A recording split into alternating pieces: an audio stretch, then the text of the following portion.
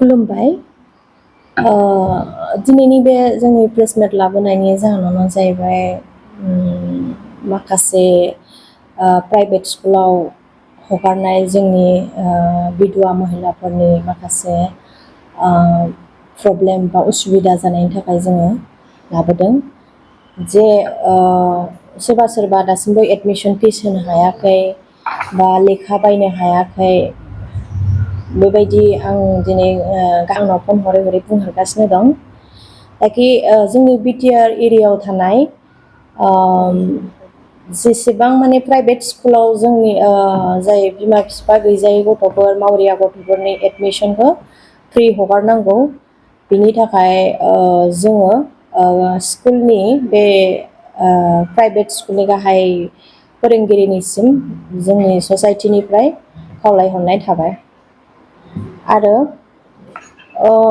आगोलावबो जोङो जोंनि ससाइटिनिफ्राय माखासे प्रस्ताब होनाय दङमोन जे जोंनि बिधवा महिलाफोरनो बिधवा पेन्सन होनांगौ होननानै जाय खालाव दिनै बिधवा पेन्सन मोनैनि खाराव गथ' गथाय एडमिशन खालामनो हायै लेखा बायनो हायै प्रब्लेमा जागासिनो दं बेखायनो जोङो आसाम सरकार आरो बिटिसि सरकारनिसिम खावलायहरो जे जोंनि बे बिधवा पेन्सनखौ मान्थलि 5000 के थाबैनो होयो आरो जोङो जेरै दा मावबोदों बेबायदिनो मावलांबाय थागोन दा जोंनि ससाइटियावहाय 500 एबभ जानानै दं जे जोंनि मेम्बार्सफ्रा आरो बहुत गोबां जायगानिफ्रायबो जोंखौ लेंहरगासिनो दं चिरां बाक्सा उदालगुरि बिथिंजाय बहुत जोंबायदि दुखुथिया महिलाफोर दं जोंनावबो फै होननानै होमबा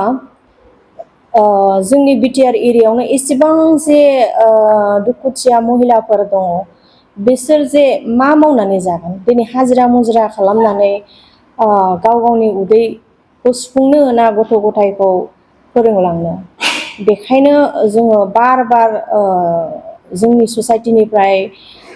बिटिआर एरियानि सार आरो आसाम गभमेन्टनि सारसिम बार बार जोङो रिकुवेस्ट खालामहरो जे जोंनो 5000 के मान्थलि बिधवा पेन्सन नांगौ होननानै आं बेखौनो जोंनि ससाइटिनिफ्राय बुंनानै बेखिनि बिबुंथि बुंनानै दोनथ'नाय जाबाय